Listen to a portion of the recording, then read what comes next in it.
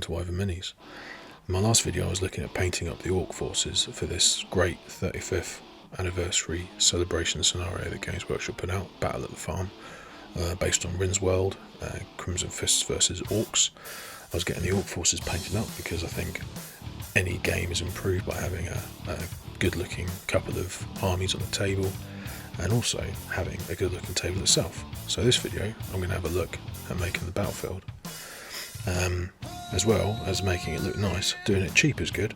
So if you get one of these old storage bins that you can use for putting tools and things in, get rid of all the rubbish out of it, turn it upside down, you've actually got what looks like a pretty cool sci-fi bunker or garage or storage shed or whatever you want it to be. These things are pretty cheap.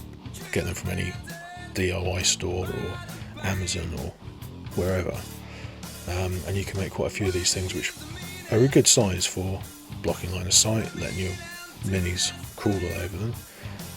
They often have interesting bits sticking out which kind of maybe look like vents or structural supports or something, you know. You just need to add some sort of door or something on the front, and any other bits of gubbins that you want. So I found they're actually really good. The only thing with the plastic is that they're a bit difficult to paint straight onto. They don't take paint particularly well. I tried doing one with spray paint straight onto it, which flaked off a little bit, so I decided to use some polyfiller on these ones for this game. Polyfiller, I think in America it's called spackle or something. Anyway, I got the stuff that's all powder, mix it up with water and then just slap it on. You can see here it's not being precious about it. I decided that this would make quite a nice rough kind of rockcrete, concrete, cement sort of exterior. Something that I could imagine being a quick build unit out in the 40k universe somewhere, some sort of STC where anyone can build it from local materials, maybe some sort of reinforced concrete. So it really doesn't have to be too neat. The objective here was just to create a sort of decent rough texture that paint would adhere to nicely, and I think the end result is pretty cool. So there are plenty of terrain kits out there nowadays you can get. I've got quite a number of the Games Workshop plastic kits, which are fantastic, but quite expensive. And I've got some of the Mantic stuff from Dead Zone, which is quite a bit cheaper, maybe a bit more basic. I've got some of the Terrain Crate stuff as well, which is good for Dungeons and Dragons, but the plastic is very bendy, which annoys me. I've got MDF kits from a few different companies, which are a lot cheaper than the plastic stuff, but maybe don't have the same sort of weight on the tabletop. There's lots of things out there, but making your own terrain doesn't need to be scary, and as I've shown here, these are remarkably cheap and I think quite effective. I could have perhaps thinned down that polyfiller a bit more and just had a really thin, fine coat of it, but I quite like the texture I got here. It looks very rough and ready. It looks like a real frontier world, which is how I kind of view this scenario. It's a farm out in the middle of nowhere, it's on Rin's World, so it's supposed to be quite a big planet, but it is in the middle of nowhere getting attacked by orcs. I think the rough and ready texture kind of really leads into that and makes it look pretty good at the end of the day. So once you've got it all covered, you just need to start thinking about what you're going to add to it to make it look good. Other bits and pieces just to give it a bit of texture, a bit of flavour. So the one on the left is the one that I spray painted straight onto the plastic, which you can see is flaking a little bit. And then these two, what I do is I get a bit of foam board that I cut to size, put it inside, so you kind of get this little awning bit, which I think is quite nice. If it's raining, you want to get under there. Stick some sort of door on, that's the top hatch from a Rhino, a couple of bits for windows and a little searchlight on there. Quite nice to have an access ladder on the back somewhere. Anything you can add really to make it look nice. It's your creation, as Bob Ross would say in The Joy of Painting. It's your world. These little bits are great. They're from kids' smoothies. They look like fans or something. You can stick them wherever you want, so I stuck one on there.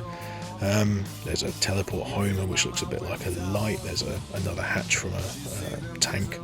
You know, anything on there to make it look like you can get into it and it's a functional building. At the end of the day, it's not supposed to be amazingly pretty, it's just background scenery, but any little bits just add some flavour. I painted it in this grey colour. I think the blue-grey looks nice. I then picked out the details just in silver, and that was it really. I mean, you've got the texture there, you could dry brush it, you could wash it, you could do whatever you want, but I decided not to go mad. And I think when you put it all together with some other bits of terrain, it looks pretty great. I've obviously got some other bits and pieces here. I made the little wheat fields out of a mat for wiping your feet, cut that up, so it's nice and easy. The trees are from foreground, which unfortunately I don't think is around anymore.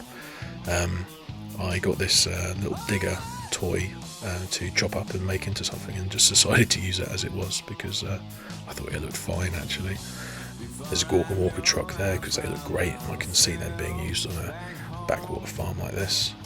The hedgerows and fences I bought from a guy at the Southwest Model Show at the Tank Museum some years ago, and the little well I got, it was a 3D print for Dungeons and Dragons, and a bit of the Games Workshop terrain, Sector Mechanicus terrain in the back there. Overall, really happy with how the battlefield looks. It makes it so much more interesting, I think, when it looks cool. It gives you something to fight over. You can, in this scenario, you have to interact with the terrain to try and find Thrug's jewels, so that's cool. So yeah, well happy with that. And the final thing I had to prepare was this little guy. There had to be a wild grox that was kept in a pen. It was a little surprise for the players. So I wanted to use this little Triceratops with some vegetation on its base, so I used the Games Workshop Barbed Bracken, which is a slightly bendy plastic, but it works really well. Very, very pleased with how this little Triceratops came out. I mean, as far as I'm concerned, a grox in 40k can be any random wild animal. There's no sort of set pattern or whatever. So a Triceratops works as well as anything else, and I love dinosaurs. I've got quite a few that I want to paint up. But yeah, really like this little model. It's great. Hassle-free is a wonderful thing. So that's it. Everything's ready for the game now. The next video I'll just go over the 2 games that we played. It's a great scenario. I really enjoyed it. Make some terrain. Terrain is really awesome. Here's some pictures of games that I've played on some awesome terrain. A lot of these are not as cheap as this, but you can make terrain cheaply and effectively with very little time and effort, and it just enhances the game. So you know, I hope this inspires you to give it a go. Alright, cheers.